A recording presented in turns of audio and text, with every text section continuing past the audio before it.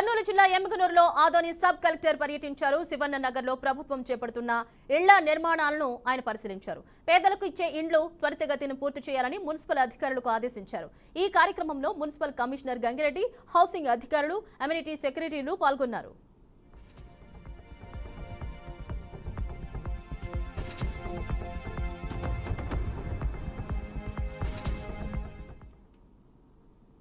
నెల్లూరు జిల్లా కావలి మున్సిపాలిటీ పరిధిలో ఉన్న వార్డుల్లో ఓటర్ల సవరణ చేస్తున్నారు. బిఎల్ఓల ద్వారా ఈ కార్యక్రమాన్ని నిర్వహిస్తున్నామని కావలి మున్సిపల్ కమిషనర్ శ్రావణ్ కుమార్ తెలిపారు. బిఎల్ఓఎస్ ద్వారా డోర్ టు డోర్ తిరుగుతూ ప్రజల నుంచి అభ్యంతరాలను స్వీకరిస్తున్నట్లు పేర్కొన్నారు. రాబోయే మున్సిపల్ ఎన్నికలను దృష్టిలో పెట్టుకుని ప్రతి ఒక్క ఓటరు తప్పనిసరిగా తమ ఓటును ఉండేలా చూసుకోవాలని శ్రవణ్ కోరారు.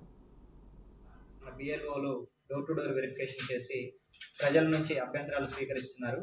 మనకి స్పెషల్ సమ్మరీ రివిజన్ 2024కు సంబంధించి డ్రాఫ్ట్ ఓటర్ల జాబితా ఆల్రెడీ ప్రచురించడం జరిగింది. వాటిని ప్రతి ఒక్క పోలింగ్ స్టేషన్స్ పరిధిలో మనము డిస్ప్లే కూడా చేయడం జరిగింది. ఈ సందర్భంగా మన పురపాలక సంఘం తరపు నుంచి పట్టణ ప్రజలకు చేసే విజ్ఞప్తి ఏంటంటే, ప్రతి ఒక్క ఓటరు మీరు మీ పోలింగ్ స్టేషన్ పరిధిలోనే మీ ఓటు ఉండేలాగా మీరు అప్లికేషన్స్ ఇవ్వాల్సి ఉంటుంది. ఎందుకంటే మనము మొన్న జనరల్ ఎలక్షన్స్లో చాలా చోట్ల పక్క వార్డులో ఉన్న ఓటర్స్ కూడా ఉండి ఆ పోలింగ్ స్టేషన్ పరిధిలో లేక ఓటు వేయడానికి ఇబ్బంది పడిన దృశ్యాలు, అలానే మేము ఓటర్ స్లిప్స్ పంపించేటప్పుడు కూడా చాలా మంది ఓటర్స్ అతరత్ర వార్డులో ఉండటం వల్ల వాళ్ళందరికీ అందకపోయిన దృశ్యాంతాలు మేము చాలా గమనించాము.